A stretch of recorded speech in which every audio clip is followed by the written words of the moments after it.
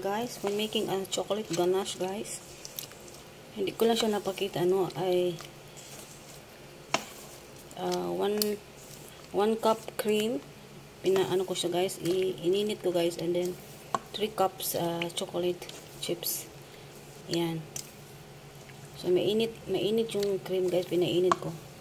Tapos hanggang matunaw ito siya guys. Yan, natunaw.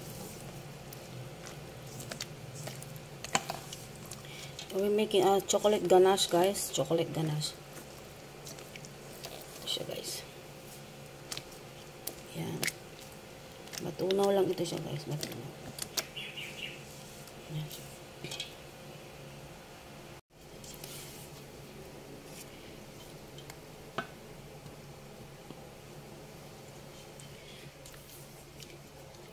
Ayan. Mix pa natin yan guys. Mainit kasi yan guys. Baligi double broiler ito siya guys. Parang steamer style ba. Nagpakulo ako ng water and then I put the bowl. Pero yung bowl niya hindi siya mag-touch sa water guys. So ito na siya guys. So, malapit na siya matunaw. I-mix na natin. Pag hindi pa talaga siya matotally melted yung chocolate guys, pwede natin ibalik siya doon sa sa double broiler natin ulit. Double broiler.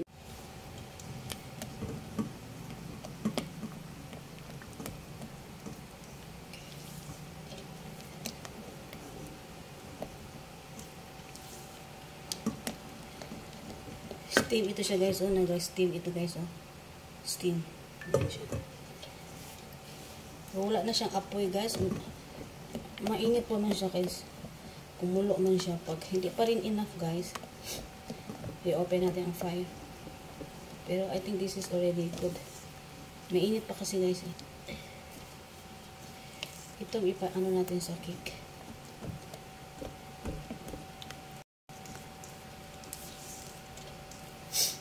Ayan o.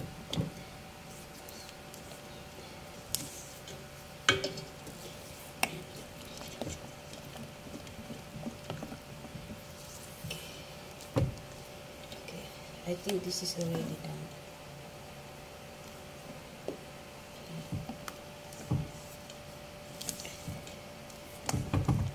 So, ito na siya guys. Ayan. Ayan. Ito na yung guys.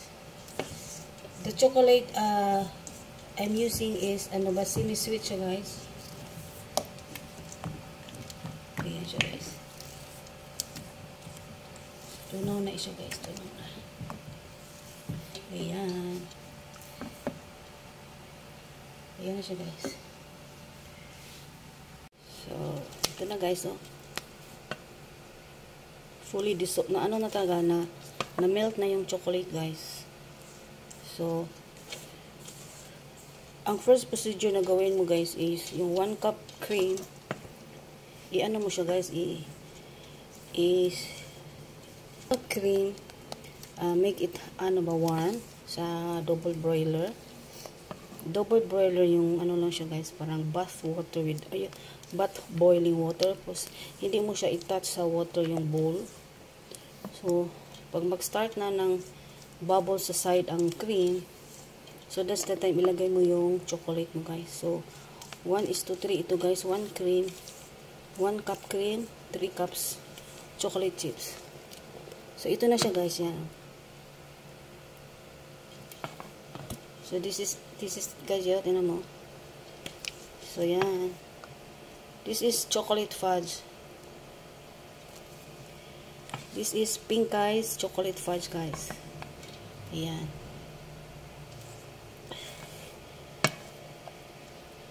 So ito na siya guys, no? So ganyan na siya guys. Ayan.